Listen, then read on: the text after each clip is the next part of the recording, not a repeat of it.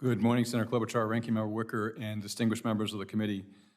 I have had the honor of serving as the leader of the Transportation and Security Administration for nearly 5 years, and it is my great privilege to be before you today to be considered for a second 5-year term as administrator.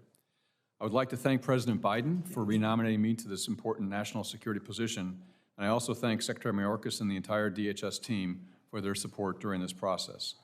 I'd also like to recognize and thank my family for their unending support in this position and throughout my career.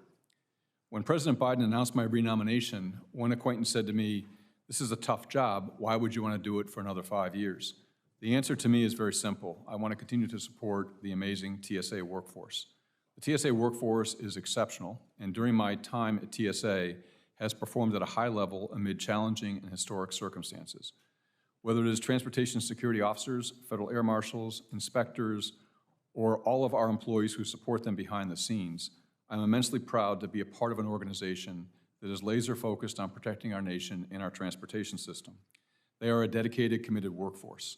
Of note, though, I want to talk about our transportation security officers. TSOs interact with millions of people every day and perform a critical national security function for our nation.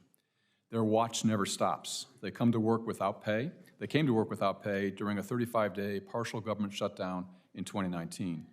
They staffed the checkpoints when much of the rest of the country remained home amid the onset of the COVID-19 pandemic. And transportation security officers have been an important part of the recovery of air travel from the pandemic. Similarly, our federal air marshals protect the nation during shutdowns, pandemics, and other high-level incidents.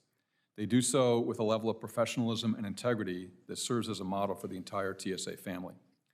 Our workforce is an inspiration to me and totally deserving of our full support. That starts with funding the President's fiscal year 2023 budget request, which provides pay equity for TSA employees, and finally puts them on equal footing with the rest of their counterparts in the federal government. If confirmed, I will continue to do all I can to advocate for and hopefully implement pay equity. I will continue to work hard to ensure the TSA workforce is well prepared to meet the challenges of the next 5 years and beyond. TSA does not do its job alone. Our mission success is directly dependent on the cooperation between the agency and its myriad of partners. In aviation, we continue our strong partnerships with our critical stakeholders, the airlines, the airports, state and local governments and other federal agencies, foreign governments, and of course, pilots and flight attendants. Equally important are the growing partnerships we have with the surface transportation sector, where TSA works closely with the oil and natural gas pipeline, passenger and transit rail, freight rail, trucking, and bus industries. Finally, amid the challenges of growing cyber threats, TSA relies heavily on forging productive partnerships with owners and operators of our critical transportation infrastructure, for which TSA serves as the security regulator.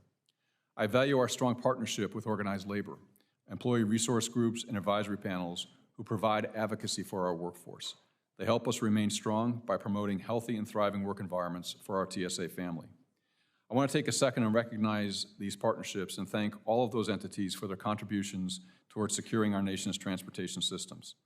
If confirmed, I will do everything I can to make sure that TSA maintains and strengthens these important partnerships to ensure that our pursuit of the highest level of transportation security works in tandem with the facilitation of trade and commerce in the transportation system. After 20 years, TSA has grown considerably, and we have learned a great deal about how best to protect our nation's transportation system. We still have much more work to do, but I remain committed to TSA's future. I look forward to the opportunity to lead the people of TSA for another 5 years, if confirmed. In closing, I thank President Biden and Secretary Mayorkas for their support of me and the entire TSA team. I also thank this committee for the great working relationship we have had over the past 5 years, which, if reconfirmed, I hope to continue. Senator Klobuchar, Ranking Member Wicker, and distinguished members of the committee, I look forward to your comments and questions. Thank you.